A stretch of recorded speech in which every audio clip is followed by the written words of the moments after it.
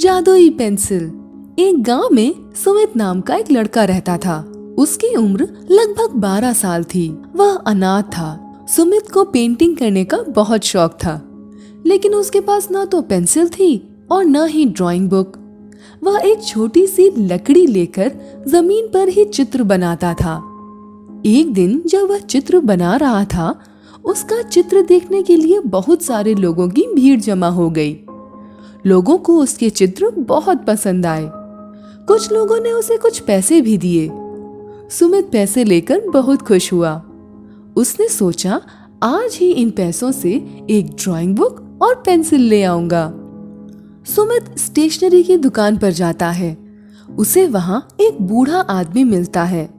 वह सुमित से कहता है, बेटा, मुझे बहुत भूख लगी है, कुछ खाने के लिए दे दो।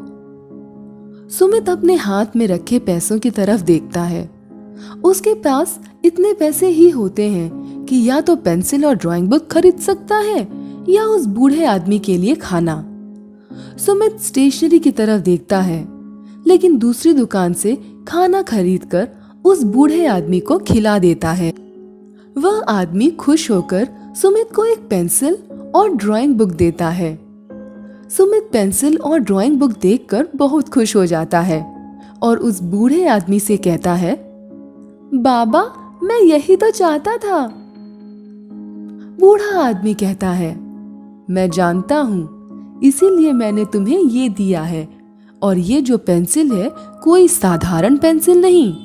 तुम इससे कोई भी चीज बनाओगे, वो जीवित होकर तुम्हारे सामने आ जाएगी। उस चीज में जान पड़ जाएगी। सुमित उस बूढ़े आदमी का बहुत शुक्रिया अदा करता है। वह बूढ़ा आदमी कहता है, और जब भी तुम्हें मेरी जरूरत पड़े, मेरा चित्र बना देना, मैं तुम्हारे सामने आ जाऊंगा। सुमित अपने लिए बहुत बड़ा घर बना लेता है। वह बहुत अमीर हो जाता है। वह उस जादुई पेंसिल की मदद से पूरे गांव की मदद करने लगता है। सभी गांव वाले सुमित से खुश रहते हैं। यह बात गांव के राजा को पता चल जाती है कि इस गांव में सुमित नाम के लड़के के पास जादुई पेंसिल है। राजा अपने सिपाहियों से कहकर सुमित को महल में बुलाते हैं। राजा सुमित से कहते हैं, वो पेंसिल मुझे दे दो। सुमित मना करता है। राजा उसे वह पेंसिल लेकर एक बगीचे का चित्र बनाते हैं। उसमें जान नहीं पड़ती। राजा सुमित से कहता है, तुम बनाओ अब एक महल का चित्र। सुमित महल का चित्र न बनाकर उस बूढ़े आदमी का चित्र बनाता है। वह बूढ़ा आदमी सुमित और राजा के सामने आ जाता है। वह राजा से कहता है, आप इससे कुछ भी बनाओगे, कोई चीज जीवित नहीं होगी। जो बात एक कलाकार के हाथ में होती है, वो और किसी हाथ में नहीं होती। और राजा साहब, आपके पास किसी चीज की कमी थोड़ी है जो आप इस बच्चे से ये पेंसिल लेना चाहते हैं।